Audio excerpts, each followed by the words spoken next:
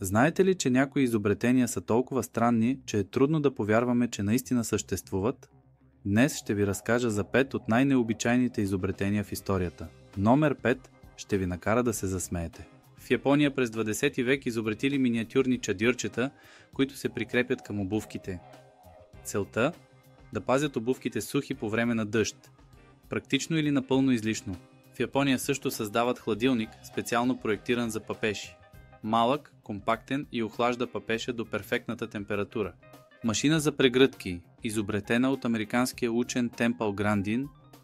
Машината за прегръдки помага на хора с аутизъм да се успокоят, като симулира усещането за прегръдка. Невероятно и много полезно. Будилник с летящи части. Този будилник изхвърля малка перка, която се върти из стаята.